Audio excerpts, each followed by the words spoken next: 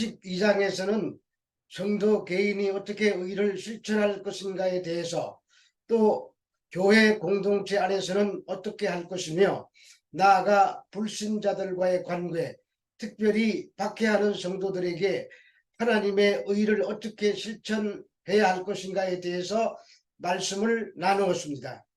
결론은 우리가 믿음으로 순종해야 하는 것들이지만 결국은 성령의 은혜를 통해만 가능해지므로 오직 믿음과 성령의 도우심을 구하는 기도로 삶을 살아내야 한다고 말씀을 드렸습니다. 이제 로마서 13장은 그리스도인의 권세에 대해서 어떻게 처신해야 하는가에 대해서 말씀하고 있습니다. 로마서 13장 1절에서 2절의 말씀입니다. 각 사람은 위에 있는 권세들에게 복종하라. 권세는 하나님으로부터 나지 않음이 없나니 모든 권세는 다 하나님께서 정하신 바라. 그러므로 권세를 거스르는 자는 하나님의 명을 거스름이니 거스르는 자들은 심판을 자취하리라. 위에 있는 권세들에게 복종하라고 합니다.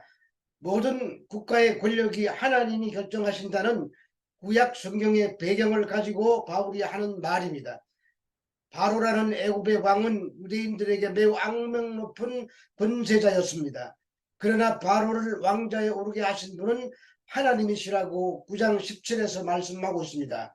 그러므로 그 권력 자체가 정당하다는 말이 아니라 하나님이 그에게 그런 권세를 주셨으므로 복종해야 한다는 말입니다. 그리고 바울 당시 유대교나 유대주의자들은 로마 정부에 대해서 매우 적대적이었습니다. 그래서 로마 정부는 유대교나 그 분파의 하나로 생각하는 기독교에 대해서도 경계의 눈초리로 바라보고 있었습니다. 이러한 상황에서 바울은 기독교인들에게 로마 권력에 복종하라고 가르침으로써 불필요한 경계와 오해를 불식시켜 복음 전파가 방해받지 않도록 의도적으로 한 말입니다. 그리고 세상의 권세자들은 하나님께서 세우셨고 그 권세를 집행하는 자들이 하나님의 사자라면 그들의 말을 듣지 않는 것은 하나님의 명령을 거역하는 것이 됩니다. 그리고 권세는 무조건 나쁜 것이라는 잘못된 이해를 가지고 쓸데없이 반항하다가 가치없는 심판을 받지 않게 하라는 권면입니다. 뿐만 아니라 우리 성도들의 나라는 이 세상 나라가 아닙니다. 우리들의 나라는 하늘에 속해 있습니다. 그래서 예수님께서도 빌라도의 신문을 받으면서까지도 그와 대결하지 않으셨습니다. 그러므로 세상 권세가 부당한 방법으로 억압할지라도 인내하며 하나님의 나라를 소망하는 삶의 자세로 살아야 하는 것입니다. 다니엘서 2장 36절에서 38절의 말씀입니다. 그 꿈이 이러한즉 내가 이제 그 해석을 왕 앞에 아뢰리이다. 왕이여 왕은 여러 왕들 중에 왕이시라. 하늘의 하나님이 나라와 권세와 능력과 영광을 왕에게 주셨고 그 사람들과 들짐승들과 공중의 새들 어느 곳에 있는 것을 막론하고 그것들을 왕의 손에 넘기사 다 다스리게 하셨으니 왕은 곧 그 금머리이니이다. 다니엘서에 보면은 열국의 나라들을 세우시고 패하시는 권세가 하나님께 있음을 밝힙니다. 그 나라들이 하나님의 사자가 되어서 이스라엘을 징계하는 도구가 됩니다. 다니엘서 2장에 바벨론의 느부갓네살 왕이 꿈을 꿨는데 그 꿈의 내용까지도 잊어버렸습니다. 그래서 꿈을 알게 하고 꿈의 해석까지 하라고 명령했습니다. 바벨론의 술객들은 그 꿈을 알아내고 해석할 자가 없었습니다. 그때 다니엘이 하나님의 계시를 통해서 느부갓네살이 꾼 꿈을 말하고 해석합니다. 그 꿈은 거대한 신상이 사람의 손에 의하지 아니하는 조그마한 뜨인 돌에 의하여 산산조각이 나고 그 뜨인 돌이 태산을 이루게 되는 것입니다. 그 신상의 각 나라의 왕들과 그 국가를 말하는데 느부갓네살이 그 신상의 금머리이고 다음은 철과 진흙이 섞인 발에 신상에 뜨인 돌이 날아와서 그 신상을 부수고 영원히 망하지 아니하는 나라가 세워진다는 것을 보여주었습니다. 그것을 통하여 권세는 오직 하나님에 의해서 결정된다는 것을 깨닫게 하는 사건입니다. 따라 세상의 권세에 순종하라는 말은 나라에 순종하고 세금 잘 내면 구원받는다는 말이 아니라 그러한 권세를 누가 주었는가를 생각해 보라는 말입니다. 하나님께서 세상의 모든 사람을 다 자기의 권세로 다스리시는데 국가라는 도구를 사용하십니다. 그러나 국가의 권력만 보는 사람은 불신자들입니다. 성도는 국가를 다스리는 권세의 중심에 계신 하나님을 보아야 하는 자들입니다. 바벨론이 쳐들어왔을 때에는 예레미야 선지자가 바벨론에 항복하는 것이 하나님의 뜻이라고 항복하라고 했습니다. 그 권세가 하나님으로부터 나온 것임을 알았기 때문입니다.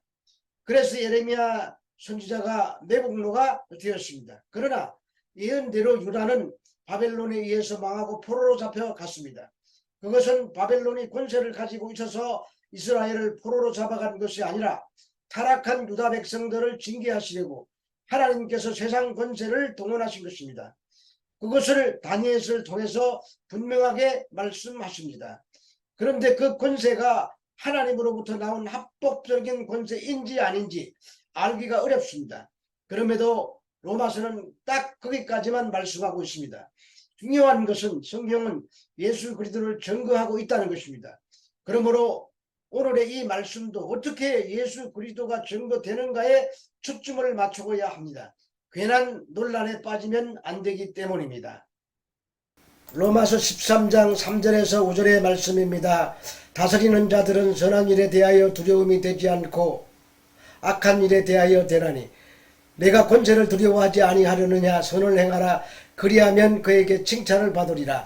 그는 하나님의 사역자가 되어 내게 선을 베푸는 자니라.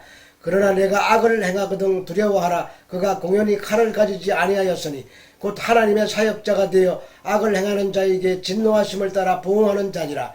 그러므로 복종하지 아니할 수 없으니 진노 때문에 할 것이 아니라 양심을 따라 할 것이라. 통치자들은 악을 행하는 자들에게나 두려운 존재이지 선을 행하는 사람들에게는 두려움의 대상이 아니라고 말합니다.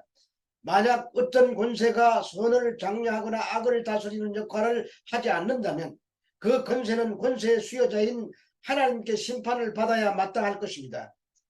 그래서 권세를 두려워하지 않으려면 선을 행하라고 합니다. 사실 권력은 사람에게 두려움의 대상입니다. 왜냐하면 막강한 힘으로 사람의 정신과 육체에 타격을 줄 수 있기 때문입니다. 그러나 악을 행하지 않는 사람에게는 조금도 두려울 것이 없습니다. 여기서 악이란 세상에서 규정한 법을 어긴 상태를 말합니다.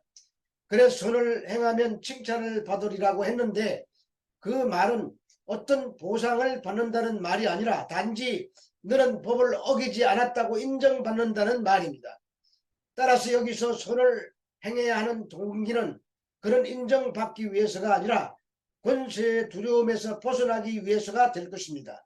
그래서 그 권세가 하나님의 사자가 되어 내게 선을 이룬다고 합니다. 그것은 결국 하나님의 심부름꾼에 불과한 것입니다. 그래서 하나님께서 당신의 이러한 뜻을 이 땅 위에서 실제로 구현시키기 위하여 그 권력의 일부를 국가의 통치자들에게 준 것입니다. 그래서 통치자는 막중한 책임을 느끼고 하나님의 진노를 대행하는 자로서 선을 추구하고 악을 제거해야 하는 본연의 책임을 충실히 수행해야 하는 것입니다. 관원들은 이러한 선한 일에 두려움이 되지 않고 악한 일에 두려움이 됩니다. 차를 타고 가다가 교통신호를 어기지 않았다면 경찰이 있어도 겁이 나지 않았습니다. 그러나 신호를 위반하고 가다가 경찰을 보면 두려운 마음이 들 것입니다. 그들이 공연히 교통범칙금 스티커를 가지고 있는 것이 아닙니다. 그들이 하나님의 사자로서 가지고 있는 것입니다. 그런데 그들의 지시를 받는 것은 벌이 두려워서가 아니라 양심을 위하여 하는 것입니다. 법은 육신을 묶을 수 있습니다. 그러나 양심은 법으로 묶을 수가 없습니다. 그래서 성도는 교통경찰의 눈만 피하려 하지 말고 양심을 보시는 주님 앞에 행해야 하는 것입니다. 그것은 교통경찰을 속일 수 있어도 하나님을 속일 수는 없기 때문입니다. 성도는 몸으로 영적 예배를 드리는 사람입니다. 무엇을 하든지 주님의 영광을 의식하고 살아야 한다는 말입니다. 로마서 13장 6절에서 7절의 말씀입니다. 너희가 조세를 바치는 것도 이로 말미암음이라. 그들이 하나님의 일꾼이 되어 바로 이 일에 항상 힘쓰노니라. 모든 자에게 줄 것을 주되 조세를 받을 자에게 조세를 바치고 관세를 받을 자에게 관세를 바치고 두려워할 자를 두려워하며 존경할 자를 존경하라. 세금을 제대로 내라는 말입니다. 모든 자에게 줄 것을 주고 공세나 국세 받을 자에게 주고 두려워할 자를 두려워하고 존경할 자를 존경하라고 합니다. 그들이 하나님의 일꾼이 되어 일한다고 합니다. 그들에게 하나님의 권세를 주었기 때문입니다. 그래서 그들을 하나님의 사자라고도 합니다. 주의 사자는 목사나 선교사 등 주의 일을 하는 자들만을 말하는 것인 줄 알았는데 교통순경이나 경찰 직원이나 세무공무원 주의 사자라고 합니다. 그들을 주께서 세우신 자라는 뜻입니다. 그러면 그 사람은 주의 사자이기에 교통순경한테만 잘하면 구원받습니까? 아닙니다. 회개하고 예수 믿어야 구원받습니다. 대통령이 주의 사자로 권세를 가졌다고 대통령에게 잘하면 천국 갑니까? 아닙니다. 회개하고 예수 믿어야 갑니다. 그들도 그들의 권세를 가졌다고 교만할 것이 아니라 참된 권세자 앞에 무릎을 꿇어야 한다는 것입니다. 성경에서 정경하는 참된 권세자는 천지를 창조하시고 자기 뜻대로 세우기도 하시고 폐하시기도 하시는 하나님 아버지십니다. 그런데 이 하나님 아버지께서 모든 권세를 아들에게 위임하셨습니다. 그것은 하나님의 아들이 인자됨을 인하여 그렇게 하셨다고 하십니다. 예수 그리스도의 인자됨을 인하여 하나님께서 모든 심판과 생명을 살리는 권세를 예수님에게 다 주셨습니다. 그래서 예수님은 자기 양을 위하여 목숨을 스스로 버리시고 그들 권세를 가지고 계시는 것입니다. 골로새서 1장 13절에서 17절의 말씀입니다. 그가 우리를 흑암의 권세에서 건져내사 그의 사랑의 아들의 나라로 옮기셨으니 그 아들 안에서 우리가 속량 곧 죄사함을 얻었도다. 그는 보이지 아니하는 하나님의 형상이시요 모든 피조물과 먼저 나시니니 만물이 그에게서 창조되되 하늘과 땅에서 보이는 것들과 보이지 않는 것들과 혹은 왕권들이나 주권들이나 통치자들이나 권세들이나 만물이 다 그로 말미암고 그를 위하여 창조되었고 또한 그가 만물보다 먼저 계시고 만물이 그 안에 함께 섰느니라. 우리가 흑암의 권세에서 아들의 나라로 옮겨진 것은 왜 그렇게 하신 것입니까? 그 아들을 위하여 그렇게 하시는 것입니다. 보이는 것들과 보이지 않는 모든 것들과 권세들이 다 그에게서 창조되었고 그를 위하여 창조되었기에 그가 만물의 으뜸이 되도록 그렇게 하시는 것입니다. 오직 그의 피로 화목해 되는 것만을 하나님께서 기뻐하시는 것입니다. 그러나 이런 예수님의 권세는 지상에서 다 감추어져 있습니다. 하나님의 택하신 자들만 볼 수 있도록 고난과 십자가 속에 감추어 두신 것입니다. 그러므로 성도에게는 이 세상의 권세조차 그 아들의 권세를 증거하는 권세일 뿐입니다. 성도란 세상의 권세이든 교회에서의 직분이든 가정에서든 회사에서든 누구의 권세를 믿고 살아야 하는 것입니까? 범사에 예수 그리스도의 권세 아래 있다는 것을 인식하고 사는 것이 영적인 예배여 산 제사일 것입니다. 그러므로 성도는 세상의 권세나 가정이나 직장이나 교회에서나 간에 하나님께서 모든 권세를 위임하신 예수 그리스도의 권세를 믿고 살아야 합니다. 오직 예수 그리스도 이름 앞에 무릎을 꿇는 것입니다. 그것이 하나님께 영광입니다.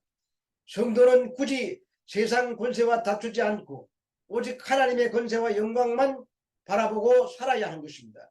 그것이 성도가 이 세상 권세들 앞에 살아야 할 바른 자세가 될 것입니다.